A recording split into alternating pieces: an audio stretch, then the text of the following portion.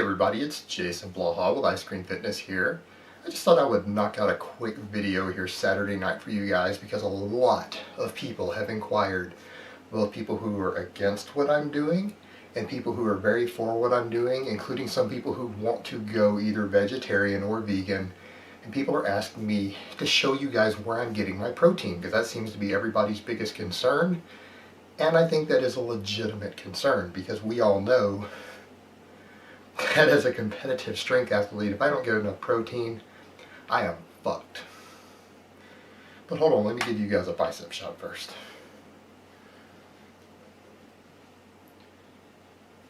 And for the record, I feel fantastic since going vegetarian. I feel great. It's not hurting my progress at all. In fact, I've had really good workouts this week, and I haven't actually had any dairy, like actual milk products, since like one day after I made that other video. I've had a little bit of free range egg whites, but otherwise outside of the free range egg whites, I'm eating all non-animal based protein sources. And I would say even with those egg whites, I'm not getting that every day. They're only in a couple of the products I'm going to show you guys. But up front, I love the taste of meat, and I have found acceptable substitutes. I've tried a few different things, and this is what I've come up with for when I'm really craving meat. It's this corn stuff. Now, the chicken ones, I have to admit, don't taste quite like chicken. They're passable. I'm not amazingly wild about these. I find I have to bake them in a sauce and keep them really wet to make them taste decent. It would be okay other than there is a little bit of free range egg white in here, so there's a bit of that. It's not a lot. So this wouldn't be vegan. This is why I'm not a vegan, is because I'm eating these things. So I am getting some egg white in there, which is a ultra high quality protein, as we all know. But most of the protein even in this is not that. So I would say on average, I'm only getting about 10 grams, if that, of animal protein a day. And I don't necessarily eat these things every day. And when I'm craving red meat, I have found that these actually taste like real hamburger patties. It's the same brand, it's corn, and it's the same issue. It's still a mycoprotein, and it still has a little bit of free range egg white in there. But a lot of people were asking on that, how could I support the dairy industry if I'm doing other stuff for ethical reasons? Well, I've mostly cut my dairy out, and I just haven't told anybody that yet. Up next, I love muesli. And I know I pronounce it wrong, guys. You guys have to remember, I am hearing impaired, and I was actually deaf for several years as a child, and even my other illness is still inner ear related that I had that put me in bed. So, and people aren't aware of that, but I read lips. I can't always hear everything that's said, even in YouTube videos, so I am actually reading lips when I watch other people's YouTube videos. So just for the aware. I have about 50% hearing loss, and I have fluctuating, undulating hearing. So I miss about every third word.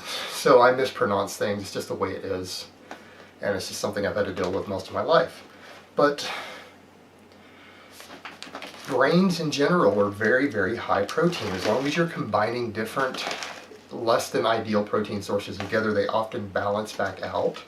So as long as you're not getting all of your protein for the day from oats or wheat, it works well. And the same thing on the muesli. There's 10 grams of protein per 350 calories.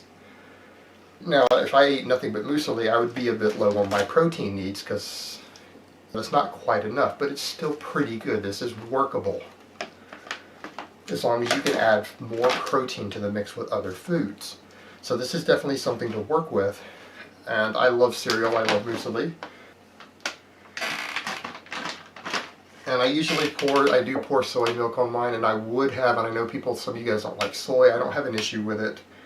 I would have gone with almond milk or rice milk, but they don't have enough protein in them, and I'm using it to add to the protein of my muesli. So unfortunately it doesn't work, and I may keep looking till I find something that does work for that. But the same thing, 3.5 grams of protein per 32 calories. Now that's getting a lot better because you're dealing with something like this that can significantly, this is actually mostly protein by calories, so this significantly adds to your protein intake as far as your ratios and things go. If you're like me, you're eating 4,000 calories and trying to get at least 150 grams of protein a day. this will help you get there if you're coming up a bit short on something like that. Now, what I also find a really easy way to reach it is pastas in general, and I love spinach pasta.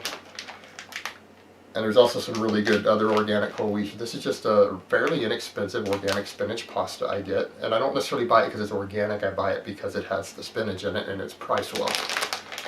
But the same thing, a bag like this has around 60 grams of protein in this whole bag. Now, this is a lot of calories, but there's 60 grams of protein in here. Considering that I eat 4,000 calories a day, I can eat 2 whole bags of this in a day and be below my protein intake. What I generally do to put into the sauce to further add to the protein and to balance the amino acids in the wheat, I do kidney beans. A can of kidney beans like this has 14 grams of protein. So if I eat 2 bags of that pasta in a day, for example, and among my sauce, I cook a can of this into the sauce for each one. Same thing. I end up with another 28 grams of protein on top of the 120 in the 2 bags of pasta. I'm right there at my protein needs, and then when you factor in all the vegetables that I'm going to add and other things, you can easily pull another 20 grams of protein from all your veggies, because I do a lot of stir-fried veggies, and I will mix those into my pasta sauces. Now also, even when it comes to those burgers and things, I love fresh baked bread. These are multi-grain rolls that I get baked here at a local bakery. And I do mostly eat whole grain breads. Everyone assumes because of me believing in flexible dieting that I sit around eating ice cream and shit all day. Even when I'm bulking and you guys are going, wow, Jason's getting fat. I'm not sitting around eating ice cream and pizza when I do that shit. I'm eating what most people would consider clean food. That was chicken and rice most of the time. And it's the same with bread though. When you find those whole grain breads like that, if you go pull the profile, they're a lot higher in protein than most people think they are. So there you have it, guys. That is where I'm getting my protein. Those are a few examples. Obviously, I don't eat just those foods, but that's just stuff I had immediately here in the pantry that I could pull out right now to show you guys that I haven't eaten today.